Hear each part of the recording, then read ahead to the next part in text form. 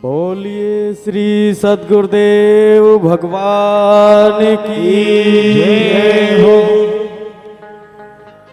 सबसे पहले तो दूर दराज से आए हुए सभी सर्वधर्म प्रेमियों को जय श्री राम, जय श्री कृष्ण।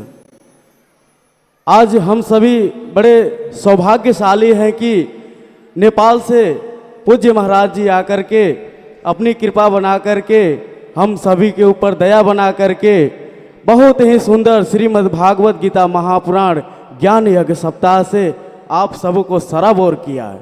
इसके लिए सभी को आभार और महाराज जी के चरणों में सादर प्रणाम। ऐसे ही आप सभी आनंद लेते रहिए भजन कीर्तन सत्संग का। और आज जो कथा आप श्रवण कर रहे हैं उसके मुख्य जजमान है सावित्री बाई और ओम प्रकाश साहू जी। इनको कोटि कोटि धन्यवाद है कि ऐसे पुण्य काम में उन्होंने अपना हाथ आगे बढ़ाया। और इनके सुपुत्र हैं ओम प्रकाश, संतोष, कैलाश, दिलीप। इन सभी साहू परिवार को बहुत बहुत धन्यवाद और बहुत बहुत आशीर्वाद व्यासपीठ की तरफ से। ऐसे भगवान इनको सभी को सद्बुद्धि देते रहें ताकि ऐसे धर्म कर्म का काम हमेशा करते रहें उत्सव से। और नवीन वेयर हाउस, ये जो नया वेयर हाउस के अंदर आप सभी बैठे हैं, श्री नर्मदा वेयर हाउस बरंडुआ, उनको बहुत बहुत शुभकामनाएं नए वेयर हाउस बनाने के लिए।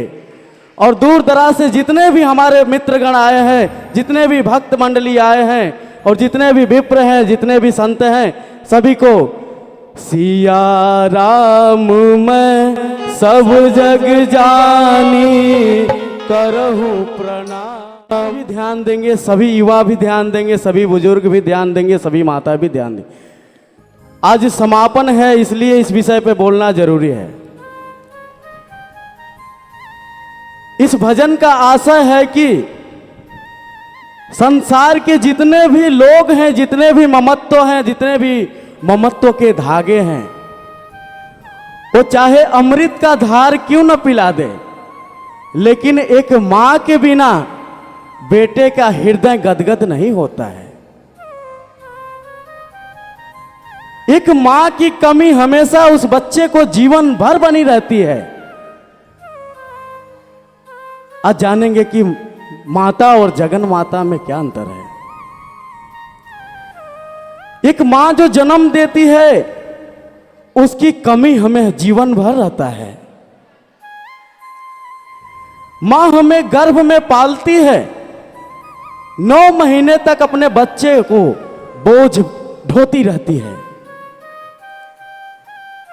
सारे दुख तकलीफ सहते हुए वो मां अपने बच्चे को पीड़ा सहते हुए जन्म देती है। अपने बच्चे की हर एक पल पर फिक्र रखती है, वो मां है। वही मां है जो कि हमें जन्म भी देती है और पालन पोषण भी करती है हमारी। यही माता है जो कि अपने गीले वस्त्र पे सो करके अपने बच्चे को सूखे वस्त्र पे सुलाती है, सूखे बिछौने पे सुलाती है। वही माता है जो कि अपने भूखे पेट रह करके अपने बच्चे को खिलाती है। वही कृष्ण कन्हैया के भी मां, वही भगवान श्री राम के भी मां।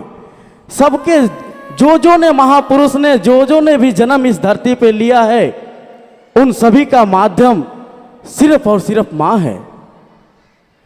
वो पिता है।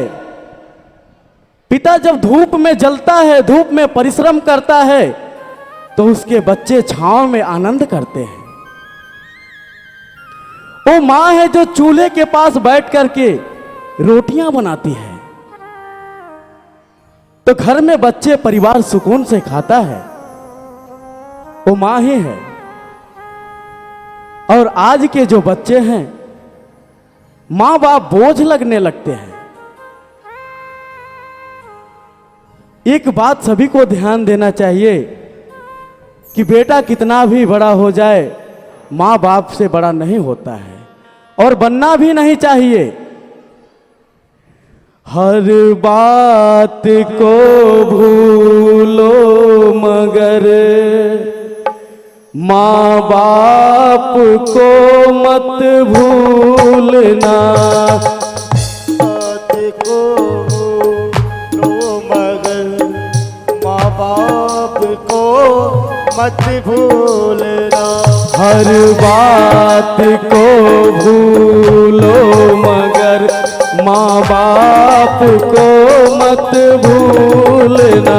हर बात को भूलो मगर माँ बाप को मत भूलना। दुनिया की सारी बात को भूल जाओ, दुनिया के सारे रिश्ते नाते ममत्व के धागे सब हैं, लेकिन माँ बाप को कभी मत भूलो। माँ जीवन दायिनी है, ये माँ है हमारी जो हमें जन्म देती है, हमें इस योग्य बनाती है। इस माँ को हमें कभी नहीं भूलना चाहिए। और आज के संसार में यही हो रहा है कि माँ बाप थोड़े से बड़े बुजुर्ग हो गए, सयाने हो गए, तो उन्हें उठा करके वृद्धा आश्रम में पटक दिया जाता है। वह दिन भूल जाता है लोग जिस दिन छोटा सा नन्हा सा बालक था, मां बाप के वस्त्र गंदे कर देता था, तो मां बाप कभी मारते नहीं, बड़े प्रेम से गले लगाते हैं। वह दिन को भूल जाता है कि उसने कभी मां के बिस्तर पे पेशाब भी किया है। वह सारी बातों को भूल जाता है, मां के कराए धराए सारे सपनों को तोड़ देता है और मां बाप को ले जाके वृद्धा आश्रम में पटक देता है। आप सभी कथा श्रवण कर रहे हैं, सबको ध्यान देने की बात है।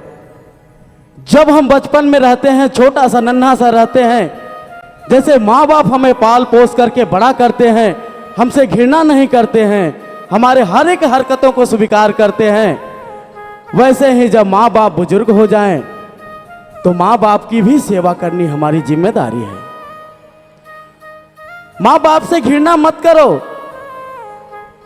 माँ बाप जब बुजुर्ग हो जाते हैं, खाने लगते हैं, हाथ कांपने लगते हैं, उनके हाथों से जूठे गिर जाते हैं, तो बेटा क्या कहता है, पापा तुम्हें खाने का तरीका नहीं है,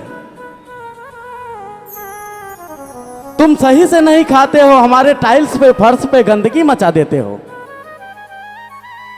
उस समय को भूल जाता है कि कभी तूने भी छोटा सा था तो तू भी गंदगी मचाया था। जैसे 1 से लेकर के 5 साल तक हमारी अवस्था होती है, जैसे हम छोटे छोटे बड़े बड़े हरकत करते हैं, माँ बाप हमें स्वीकार करते हैं, ऐसे ही माँ बाप की अवस्था 50 के बाद बन जाती है। ऐसे ही सेवा करो माँ बाप की, लगन से सेवा करो, क्योंकि माँ बाप के चरणों में स्वर्ग माना जाता है। प्रथम गुरु हमारे माता पिता, ये तो हमारी माँ है, जग जननी है, ये जन्म देने वाली माँ है।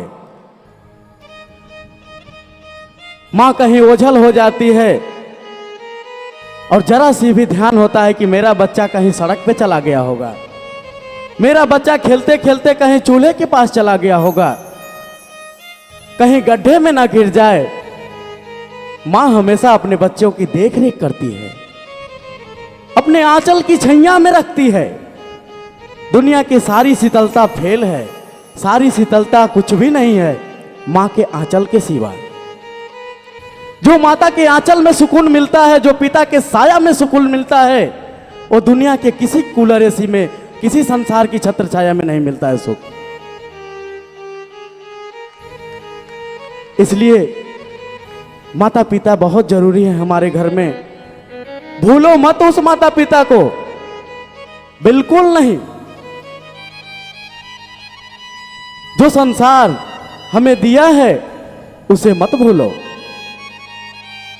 ये हमारी मां है, उसके बाद जगन माता, जो संसार के माता पिता है। त्वमेव माता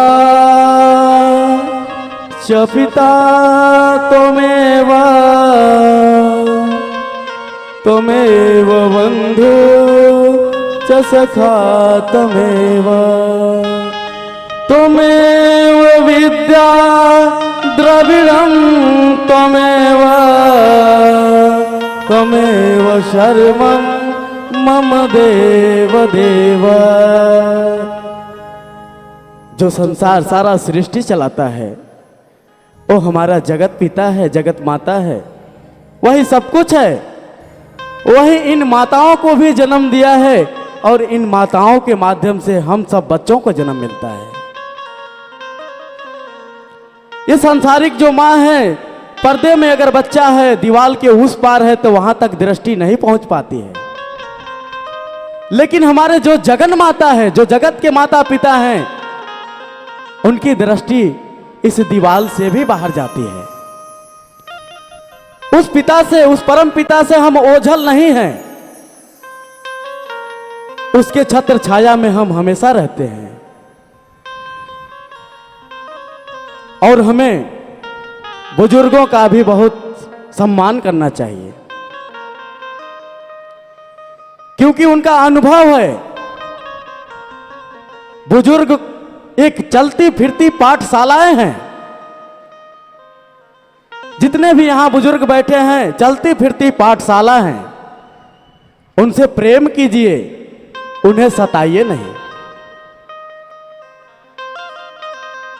हम लास्ट संदेश आप सभी को देना चाहते हैं कि घर में माता पिता का सम्मान, बड़े बुजुर्गों का सम्मान जरूर करें। और माता पिता को भी संबंध, वो अपने बच्चों को भी प्यार उतना ही करे जितना बच्चा करता है, क्योंकि प्रेम के बदले में प्रेम मिलता है और दुर्भावनाओं के बदले में दुर्भावना मिलती है। नफरत के बदले में नफरत मिलता है, घृणा के बदले में घृणा मिलता है। जब एक दूसरे से हम प्रेम करने लगते हैं तो भगवान से नाता जुड़ जाता है, और एक दूसरे से अगर हम नफरत करने लग जाते हैं तो भगवान से हमारी दूरी बन जाती है। समय का भी ध्यान रखना है। और भी संत महापुरुष बैठे हैं, उनको भी अपना विचार विमर्श रखेंगे। 2 मिनट आपको आशीर्वचन देंगे, आशीर्वाद देंगे। इसलिए हम अपनी वाणी को विराम देते हैं और एक बार फिर से श्री नर्मदा वेयर हाउस बरंडुआ को ओपनिंग की बहुत बहुत हार्दिक शुभकामनाएं। भगवान की कृपा, गुरु महाराज की कृपा, साहू परिवार और जितने यहाँ बैठे हैं सब पे सदैव बनी रहे। बोलिए श्री सद्गुरुदेव भगवान की जय। ओम नमः पार्वती पतये हर हर महादेव। नर्मदे हर।